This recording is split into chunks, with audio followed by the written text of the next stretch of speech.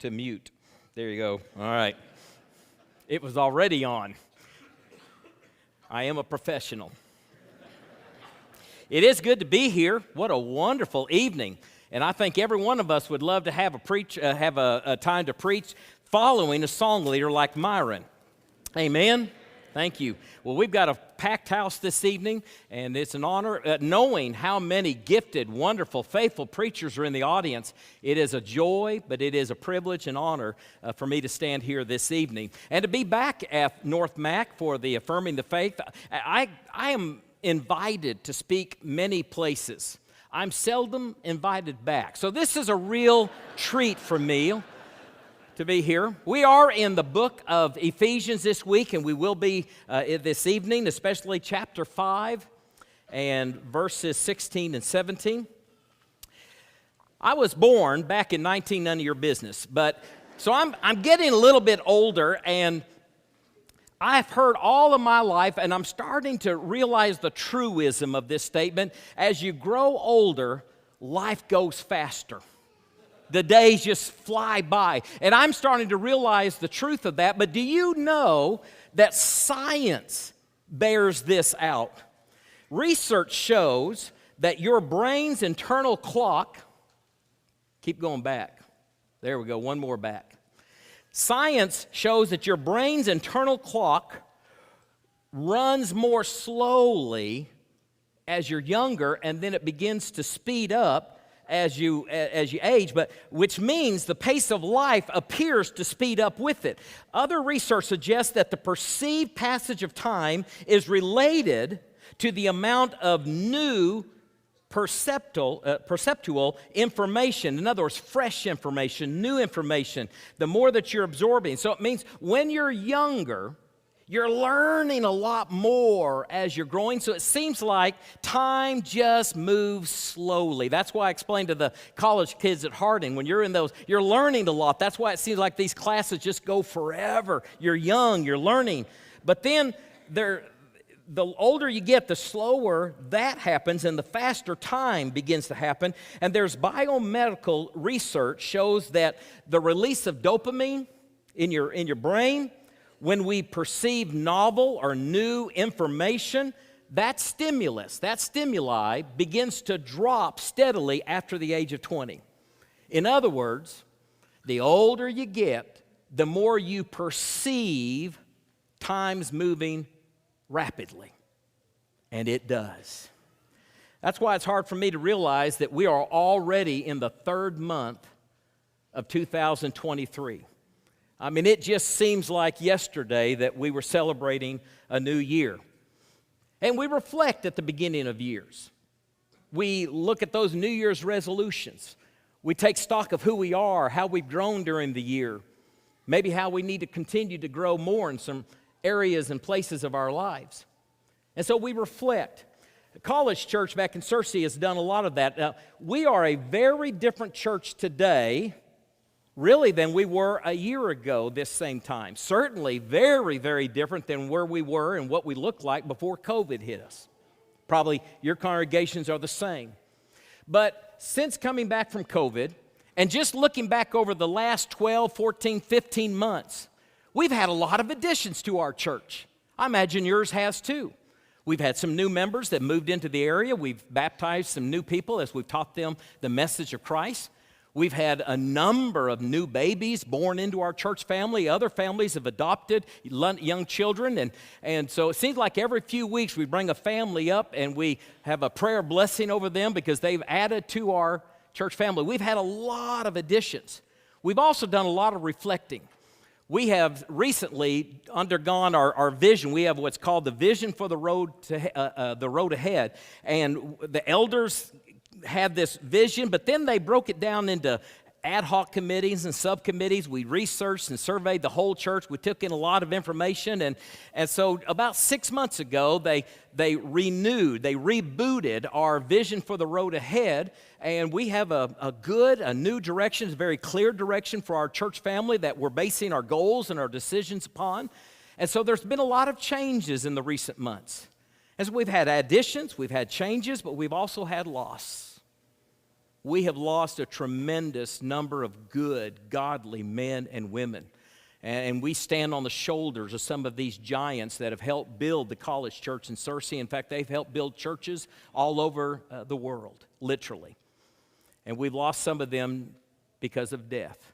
We've lost some other families because they've moved away, or maybe they chose to go to another congregation where they felt like they could better fit in and get involved and where their kids could be. And we regret all of those. So we've had some victories. I feel like we've had some defeats.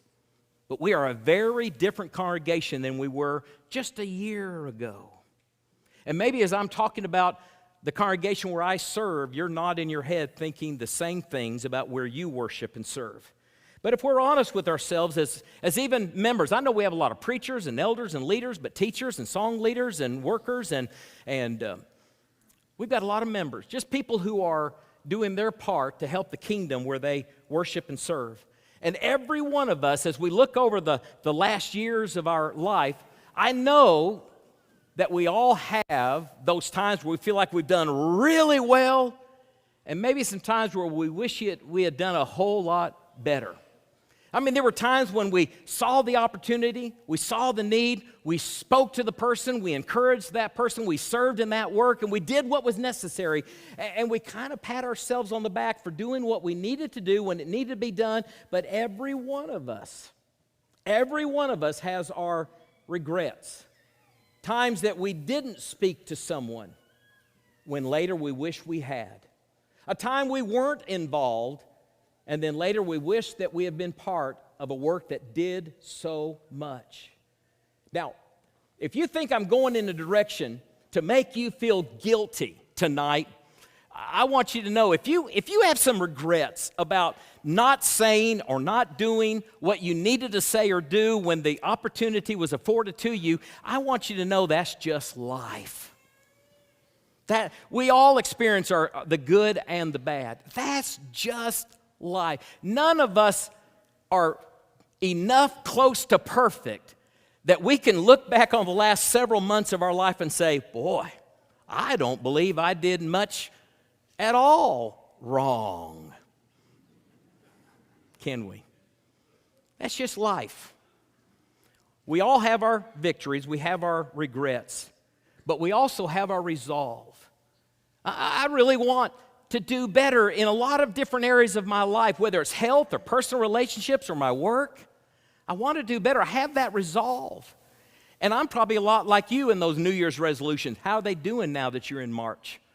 You're like, oh, what New Year's resolutions, right? You know, Myron, I'll tell you, there's one thing I don't ever like to preach on. I never want to preach on family and marriage. You know why?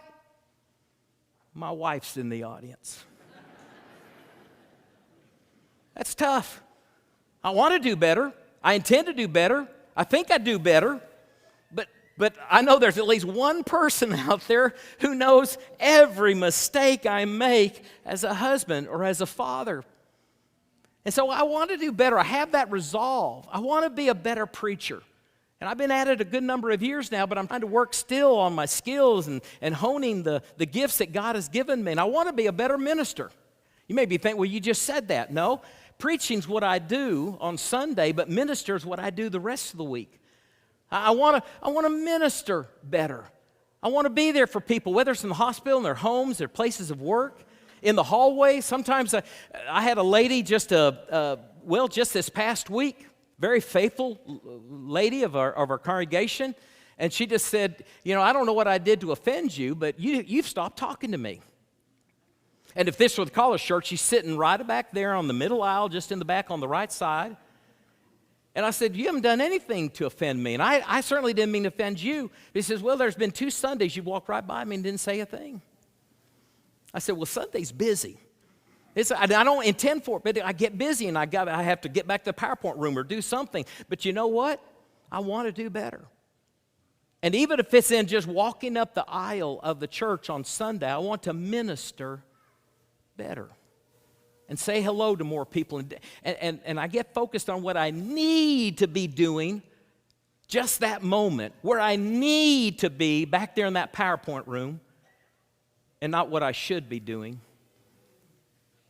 ministering. And I'm not the only. We have a congregation of 1,400 ministers. Every one of us need to be ministering to each other and encouraging and building each other up.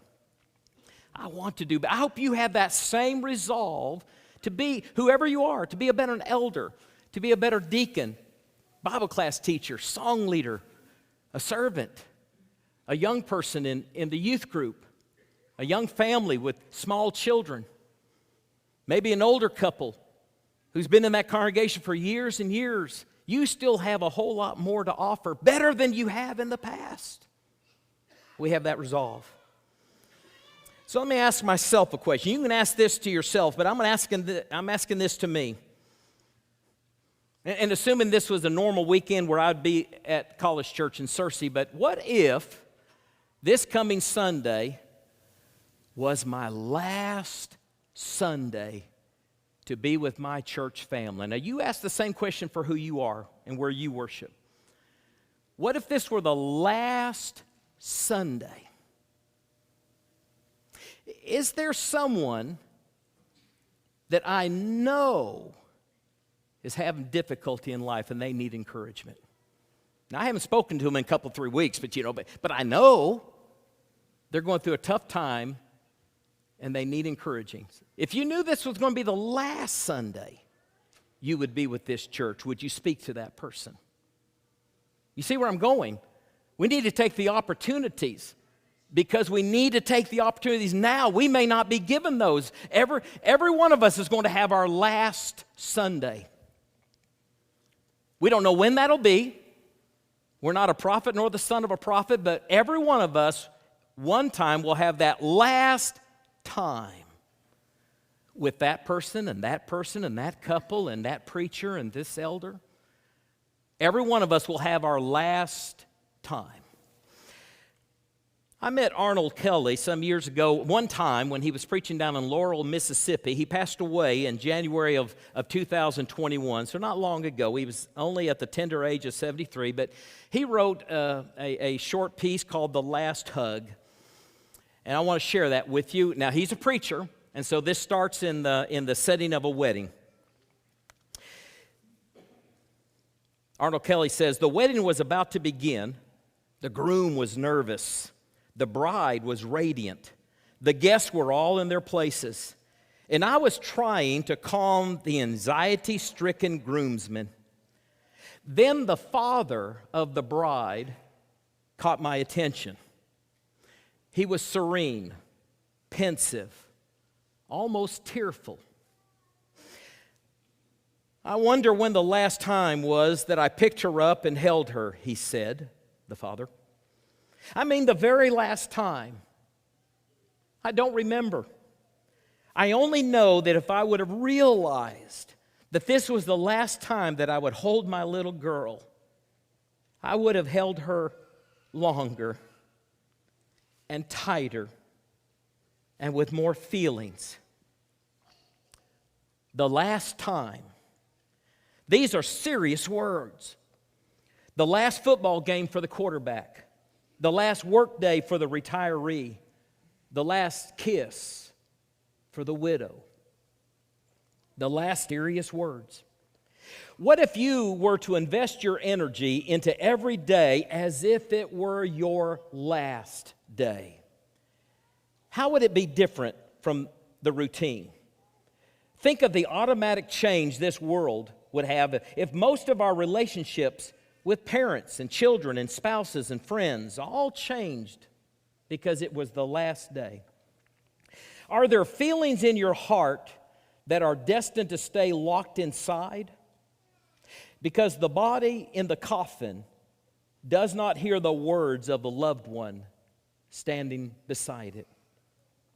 The writer of Hebrews understood this principle. Today, if you hear his voice, harden not your hearts. Encourage one another as long as it is called today. Today there are many opportunities, he writes, which may never come again. Doors may be open today, which may be shut tomorrow. One day, there will be that last hug for all of us. There will be that last church service. There will be that last singing of the favorite hymn. And there will be the last kiss and the last goodbye. One day will come, which will be the last of all things. I'm the father of 2 daughters they're married now, so I feel the emotion of the father of the bride. What if the apostles truly had known, if they could have known and understood the gravity of that last night in the upper room as they celebrated the Passover with Jesus? What if they really understood this was the last evening that they were going to spend with Him? How would that night, how would the story have been different if they knew that was their last time with Jesus? I wonder, would they have been more open to wash the feet of the apostles, but certainly the feet of Jesus? Would they have been a little more taking the initiative in washing one another's feet if they knew that was the last night? Would they have argued about who was the greatest among them if they knew it was the last? And when they sang that hymn and left the room and they crossed that Kidron Valley and they went to the garden, and Jesus said to Peter, James, and John, "Stay here, watch, and pray." If they knew that was the last night, I wonder if they would have fallen asleep.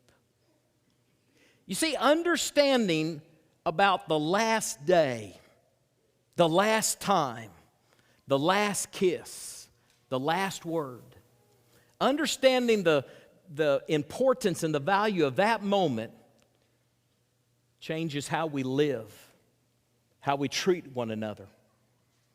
And this is why we need to place great value and time on the opportunities that we're given today. If we keep putting off saying the things that need to be said to that person, good or bad, I mean, to build them up or maybe to correct them. If we keep putting off saying the things that need to be said, doing the things that need to be done, there will come a time when that opportunity is no longer given to any one of us. The Apostle Paul writes in Ephesians 5, verses 15 and 16, "Look carefully then how you walk." Really, walk is just a way of saying how you live.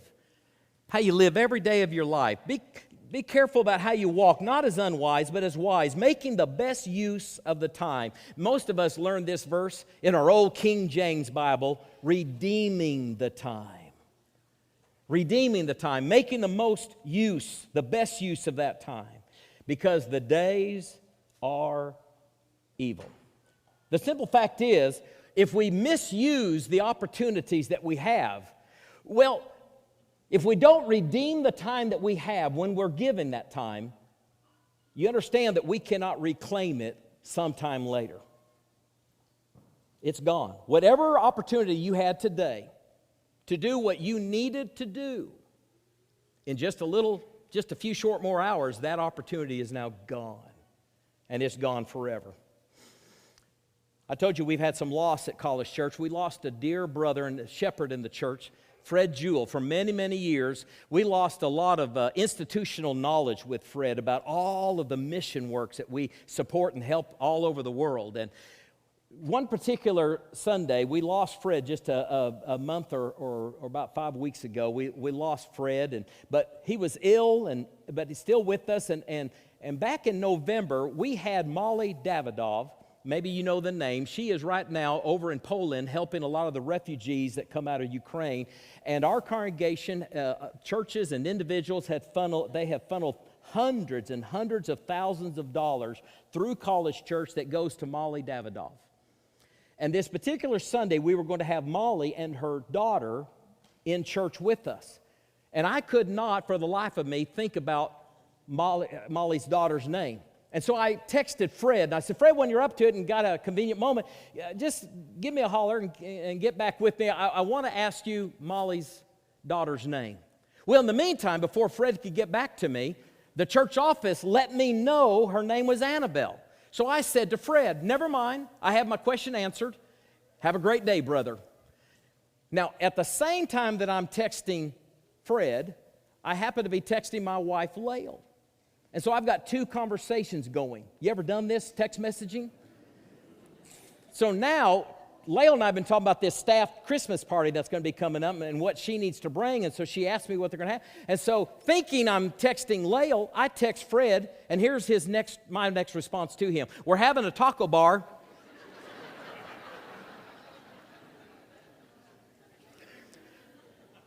I realized what I had done, and I wrote back and said, that last message was for someone else. I'm so sorry, ha-ha. And he ha-ha'd back.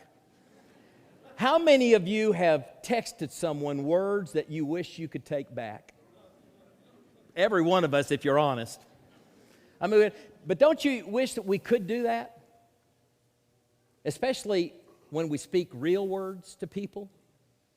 And sometimes we say things we wish we had never said, or we did something we wish we had never done. And we wish we could just take it all back and make it go away. Every one of us has those kinds of regrets. Maybe we didn't do what we should have done, or maybe we should have not done what we did do. Regrets. There was about that same time, there was another man, Harold Valentine. Myron, he's a great gospel singer like you are. And he has led singing hundreds of times for me. And Harold's one of our song leaders, a little older man and a little bit older, and so he had different ways of doing it. He wasn't into PowerPoint. He liked it the way God intended for it with the songbooks, okay? So we'd build the PowerPoint based on his song choices, but he would come in and he'd get the songbook printout for him to lead in. So he came in on Friday. He was going to lead on Sunday night of that week. So he comes in on Friday, and he and I had a very special relationship, and mostly our relationship was that we never said a kind word to each other.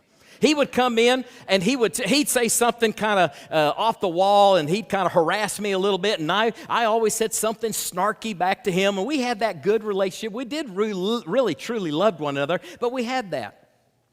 And so he picks it up on Friday. He's going to lead singing on Sunday. The only problem was he died on Saturday. Suddenly. No one saw it coming. But I wonder how I would have treated my good friend Harold Valentine on Friday if I had known it would be the last time I would see him. I probably would have still been snarky, but I would have said something positive to him. And I miss him dearly. Paul explains why we need to be resolved in this. He says, because the days are evil. That word evil, panaros, means something is actively opposing the things that God is doing. When you try to do what is good, when you try to do what's right and to the glory of God, to build up the kingdom, whatever good thing you're doing, there's a satanic force in this world that is working against you. Everything good you try to do, evil tries to undermine the good that you and I are doing. That's one way to look at this verse, and I think it's appropriate. Another way to look at this verse is that the days are evil in that they're working against you. After today, you now have one less day to do the things you need to do to the glory of God. We don't live with more, days in our lives. We live with less days in our life. Day after day, month after month. Psalms 90 and verse 10, the years of our life, well, they're 70. A lot of us have reached that. Aren't we glad? Even by reason of strength, some of us 80. Yet their span is but toil and trouble, and they are all too soon gone. And we fly away. And what Ephesians 5 and what Psalms 90 is trying to say to us is we need to value, we need to place great importance on the wisdom of knowing when we have the opportunity to do good to someone or for the kingdom, let's do it today. Let's redeem the time and make the best use of our time. So real quickly, what's the best use of our time? Well, I think we need to spend more time with God every day. Now, That may be the absolute, just the absolute best use of your time that I can think of. To wake up and knowing that you have set aside, you've carved out a portion of your day that you're going to spend some quiet time with God, just you and Him alone. And while that is the best use of your time and my time, don't think that just because I'm a preacher that just becomes obvious to me. I am the world's worst about getting really busy and involved in doing a lot of important stuff, a lot of things in ministry, a lot of things for the church members. Sometimes I get involved in doing so many of the important stuff, I sometimes set aside the most valuable thing I could do, and that is spending time with God. Psalms 42, verse 1. As the deer pants for those flowing streams of water, so my soul longs for you, O God. Spending time with God, David says, is the most, he wakes up in the morning longing for that moment when he gets to go into his room and spend time with God. When you wake up, is that the first thing on your mind? Or do you do like me so often and grab the phone? As the deer pants for the water's brook, so my soul longs for you, O God. Perhaps this is because we preachers, we like to do a whole lot more talking than we do listening. Maybe what we need to do is just be quiet, get into the Word, and let God talk to us. That's why David says in Psalm 62 in verse 1, "For God alone my soul waits in silence. From Him comes my salvation." I'm just telling you, spending time with God for the disciple of Christ is not an elective. It's an imperative. And you may be the one exception, but if you are the exception, you are the only exception that's walking planet Earth. Someone who says, I can grow spiritually without spending time in the Word every day. Because I'm telling you, it cannot happen. Maybe that's the best use of our time. But we also need to invest our time invested in the lives of other people, especially young people. You know what Philippians 2 and verse 3 says, that, not in vain conceit, but humility of your heart, consider other people more important than you. And I think when he says consider other people more important than you, he's saying invest your life, treat them, show them how important they are. And you can't do that without spending time with them. And I tell you, especially the young people, parents, I wished I could tell you all you need to do and make sure that your children are raised up in the teaching and admonition of the Lord. You just make sure you bring them to church and come listen to one of my sermons. You just pat them on the behind, send them off to Bible class, and that's really all you need to do. But I'm telling you, it takes a whole lot more than just a preacher's sermon and a Bible class teacher's lesson. Folks, we need elders who are invested in the lives of young people. Small, high school, college. They need to know that those of us who are older, we love them and we value them, because you know the statistics right now. Our young people are leaving our fellowship. And one of the things we need to do to stem that tide is to invest ourselves into their lives and show them what it means to love Jesus, to be faithful to God, to be obedient to His Word. And husbands, how would it change your marriage if you treated your wife as more important than you are?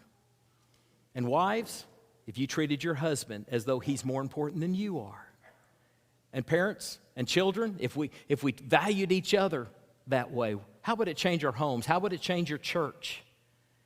If the person across the aisle that you hardly ever talk to, what if this Sunday you went over there and talked to them as though they were more important than you are?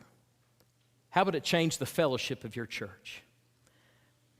And then we need to make sure that we're enjoying today as a gift of God. To enjoy today as a gift from God. Because I spent a lot of my life saying, well, one of these days I'm going to put a smile on my face. When I finally get out of my parents' house, when I finally get my car, when I finally get out of college, and when I get my first job, and when I get married, We're always saying there's something out there that's finally going to make me happy and fulfilled. And then for years it was when I get those kids out of my house, and when I have a grandchild, and when I have 12 grandchildren, my list just keeps growing and growing. But David said, today, this day is the day the Lord has made. Let us rejoice and be glad in it. And Jesus said in Matthew chapter 6, why are you spinning your wheels worrying about tomorrow so much? Tomorrow has enough problems of its own. Why don't you seek first the kingdom of God? Which is another way of saying, why don't you do the things you need to be doing today? Talking to the people you need to be talking to today. And so treat today like it's valued, and have joy and blessing today. Don't keep waiting. Find joy in the Lord today. And then be sure you or someone you know is prepared to meet a holy God. Let that one sink in. Because Romans 14 and verse 12 says that one day every one of us is going to come to our last day. And we are going to stand and give an account to a holy God.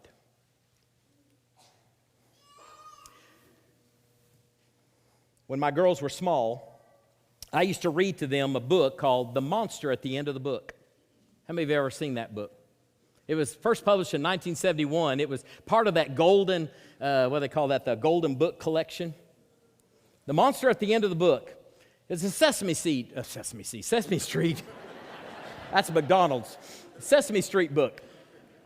And I guess I read that dozens and dozens of times. And I always thought that was just nothing more but a child's book. But there's a real truth in that book. Because that book says every book comes to an end. Every person's story comes to an end. Right now, I'm in the beginning pages of the 60th chapter of my book. Some of you are in chapter 70 or 80. Some of you are in chapter 20 or 40. We're everywhere. And the thing is that most of us spend our days writing our story as though there's always going to be another chapter. There's always going to be another page and another page and another page. And we don't live our life today with the realization that today could be the last page. And today could be the end of our book. And what's at the end of our book? Well, it could be something as big and scary as a monster called judgment. Or it could be as comforting as a Savior with His arms opened wide and speaking the words, well done, good and faithful servant. Swiftly we're turning life's daily pages. The days just go faster and faster. Swiftly the hours are changing to years. How are we using God's golden moments? Will we reap glory? Or will we reap tears? Myron, go ahead and make your way on up here, because today you and I have the opportunity to respond to the gospel in a way that says we value what the words of Christ mean to us. And today the gospel has been given into our hands. And so let's make the best use of the time we have. God bless you. Swiftly we're turning